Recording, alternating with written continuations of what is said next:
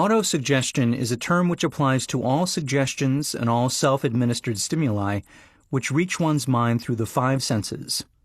Stated in another way, autosuggestion is self-suggestion. It is the agency of communication between that part of the mind where conscious thought takes place and that which serves as the seat of action for the subconscious mind. Through the dominating thoughts which one permits to remain in the conscious mind, whether these thoughts be negative or positive is immaterial, the principle of autosuggestion voluntarily reaches the subconscious mind and influences it with these thoughts. No thought, whether it be negative or positive, can enter the subconscious mind without the aid of the principle of autosuggestion, with the exception of thoughts picked up from the ether. Stated differently, all sense impressions which are perceived through the five senses are stopped by the conscious thinking mind, and may be either passed on to the subconscious mind or rejected at will. The conscious faculty serves, therefore, as an outer guard to the approach of the subconscious. Nature has so built man that he has absolute control over the material which reaches his subconscious mind through his five senses, although this is not meant to be construed as a statement that man always exercises this control.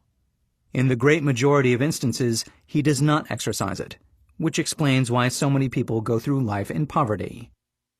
Recall what has been said about the subconscious mind resembling a fertile garden spot in which weeds will grow in abundance if the seeds of more desirable crops are not sown therein. Autosuggestion is the agency of control through which an individual may voluntarily feed his subconscious mind on thoughts of a creative nature, or by neglect, permit thoughts of a destructive nature to find their way into this rich garden of the mind. You were instructed, in the last of the 6 steps described in the chapter on desire, to read aloud twice daily the written statement of your desire for money, and to see and feel yourself already in possession of the money. By following these instructions, you communicate the object of your desire directly to your subconscious mind in a spirit of absolute faith. Through repetition of this procedure, you voluntarily create thought habits which are favorable to your efforts to transmute desire into its monetary equivalent. Go back to these 6 steps described in Chapter 2 and listen to them again very carefully before you proceed further. Then, when you come to it, listen very carefully to the 4 instructions for the organization of your mastermind group, described in the chapter on organized planning. By comparing these 2 sets of instructions with that which has been stated on autosuggestion, you of course will see that the instructions involve the application of the principle of autosuggestion. Remember, therefore, when reading aloud the statement of your desire, through which you are endeavoring to develop a money consciousness, that the mere reading of the words is of no consequence unless you mix emotion or feeling with your words. If you repeat 1,000,000 times the famous Émile Coué formula, day by day, in every way I am getting better and better, without mixing emotion and faith with your words, you will experience no desirable results. Your subconscious mind recognizes and acts upon only thoughts which have been well mixed with emotion or feeling. This is a fact of such importance as to warrant repetition in practically every chapter, because the lack of understanding of this is the main reason the majority of people who try to apply the principle of autosuggestion get no desirable results. Plain, unemotional words do not influence the subconscious mind. You will get no appreciable results until you learn to reach your subconscious mind with thoughts or spoken words which have been well emotionalized with belief. Do not become discouraged if you cannot control and direct your emotions the first time you try to do so. Remember, there is no such possibility as something for nothing. Ability to reach and influence your subconscious mind has its price, and you must pay that price. You cannot cheat, even if you desire to do so. The price of ability to influence your subconscious mind is everlasting persistence in applying the principles described here. You cannot develop the desired ability for a lower price. You and you alone must decide whether or not the reward for which you are striving, the money consciousness, is worth the price you must pay for it in effort.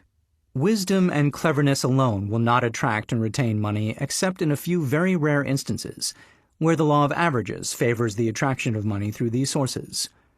The method of attracting money described here does not depend upon the law of averages. Moreover, the method plays no favorites. It will work for one person as effectively as it will for another. Where failure is experienced, it is the individual, not the method, which has failed. If you try and fail, make another effort, and still another, until you succeed. Your ability to use the principle of autosuggestion will depend very largely upon your capacity to concentrate upon a given desire until that desire becomes a burning obsession. When you begin to carry out the instructions in connection with the 6 steps described in the 2nd chapter, it will be necessary for you to make use of the principle of concentration. Let us here offer suggestions for the effective use of concentration. When you begin to carry out the first of the 6 steps, which instructs you to fix in your own mind the exact amount of money you desire, hold your thoughts on that amount of money by concentration or fixation of attention with your eyes closed until you can actually see the physical appearance of the money. Do this at least once each day. As you go through these exercises, follow the instructions given in the chapter on faith and see yourself actually in possession of the money. Here is a most significant fact. The subconscious mind takes any orders given it in a spirit of absolute faith and acts upon those orders, although the orders often have to be presented over and over again through repetition before they are interpreted by the subconscious mind. Following the preceding statement, consider the possibility of playing a perfectly legitimate trick on your subconscious mind by making it believe, because you believe it, that you must have the amount of money you are visualizing, that this money is already awaiting your claim, that the subconscious mind must hand over to you practical plans for acquiring the money which is yours. Hand over the thought suggested in the preceding paragraph to your imagination, and see what your imagination can or will do to create practical plans for the accumulation of money through transmutation of your desire. Do not wait for a definite plan through which you intend to exchange services or merchandise in return for the money you are visualizing, but begin at once to see yourself in possession of the money, demanding and expecting, meanwhile, that your subconscious mind will hand over the plan or plans you need. Be on the alert for these plans, and when they appear, put them into action immediately. When the plans appear, they will probably flash into your mind through the 6th sense, in the form of an inspiration. This inspiration may be considered a direct telegram or message from infinite intelligence. Treat it with respect, and act upon it as soon as you receive it. Failure to do this will be fatal to your success. In the 4th of the 6 steps, you are instructed to create a definite plan for carrying out your desire, and begin at once to put this plan into action. You should follow this instruction in the manner described in the preceding paragraph. Do not trust to your reason when creating your plan for accumulating money through the transmutation of desire. Your reason is faulty. Moreover, your reasoning faculty may be lazy, and if you depend entirely upon it to serve you, it may disappoint you. When visualizing the money you intend to accumulate with closed eyes, see yourself rendering the service or delivering the merchandise you intend to give in return for this money. This is important. Summary of instructions. The fact that you are listening to this audiobook is an indication that you earnestly seek knowledge. It is also an indication that you are a student of this subject. If you are only a student, there is a chance that you may learn much that you did not know, but you will learn only by assuming an attitude of humility. If you choose to follow some of the instructions, but neglect or refuse to follow others, you will fail. To get satisfactory results, you must follow all instructions in a spirit of faith. The instructions given in connection with the 6 steps in the 2nd chapter will now be summarized and blended with the principles covered by this chapter as follows. First, go into some quiet spot, preferably in bed at night, where you will not be disturbed or interrupted. Close your eyes and repeat aloud, so you may hear your own words, the written statement of the amount of money you intend to accumulate, the time limit for its accumulation, and a description of the service or merchandise you intend to give in return for the money. As you carry out these instructions, see yourself already in possession of the money. For example, Suppose that you intend to accumulate $50,000 by the 1st of January 5 years hence, that you intend to give personal services in return for the money in the capacity of a salesman. Your written statement of your purpose should be similar to the following. By the first day of January 19 blank, I will have in my possession $50,000, which will come to me in various amounts from time to time during the interim. In return for this money, I will give the most efficient service of which I am capable, rendering the fullest possible quantity and the best possible quality of service in the capacity of salesman of, describe the service or merchandise you intend to sell. I believe that I will have this money in my possession. My faith is so strong that I can now see this money before my eyes. I can touch it with my hands. It is now awaiting transfer to me at the time, and in the proportion that I deliver the service I intend to render in return for it. I am awaiting a plan by which to accumulate this money, and I will follow that plan when it is received. Second, repeat this program night and morning until you can see, in your imagination, the money you intend to accumulate. Third, place a written copy of your statement where you can see it night and morning, and read it just before retiring and upon arising until it has been memorized. Remember as you carry out these instructions that you are applying the principle of autosuggestion for the purpose of giving orders to your subconscious mind. Remember also that your subconscious mind will act only upon instructions which are emotionalized and handed over to it with feeling.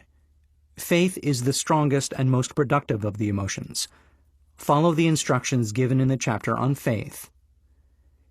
These instructions may at first seem abstract. Do not let this disturb you. Follow the instructions, no matter how abstract or impractical they may at first appear to be. The time will soon come, if you do as you have been instructed, in spirit as well as in act, when a whole new universe of power will unfold to you. Skepticism in connection with all new ideas is characteristic of all human beings. But if you follow the instructions outlined, your skepticism will soon be replaced by belief, and this in turn will soon become crystallized into absolute faith. Then you will have arrived at the point where you may truly say, I am the master of my fate, I am the captain of my soul. Many philosophers have made the statement that man is the master of his own earthly destiny, but most of them have failed to say why he is the master. The reason that man may be the master of his own earthly status, and especially his financial status, is thoroughly explained in this chapter. Man may become the master of himself and of his environment because he has the power to influence his own subconscious mind, and through it gain the cooperation of infinite intelligence. You are now listening to the chapter which represents the keystone to the arch of this philosophy. The instructions contained in this chapter must be understood and applied with persistence if you succeed in transmuting desire into money. The actual performance of transmuting desire into money involves the use of autosuggestion as an agency by which one may reach and influence the subconscious mind. The other principles are simply tools with which to apply autosuggestion. Keep this thought in mind, and you will at all times be conscious of the important part the principle of autosuggestion is to play in your efforts to accumulate money through the methods described in this audiobook. Carry out these instructions as though you were a small child. Inject into your efforts something of the faith of a child. The author has been most careful to see that no impractical instructions were included, because of his sincere desire to be helpful. After you have listened to the entire audiobook, come back to this chapter and follow in spirit and in action this instruction. Listen to the entire chapter aloud once every night, until you become thoroughly convinced that the principle of autosuggestion is sound, that it will accomplish for you all that has been claimed for it. As you listen, pay close attention to every sentence which impresses you favorably. Follow the foregoing instruction to the letter, and it will open the way for a complete understanding and mastery of the principles of success.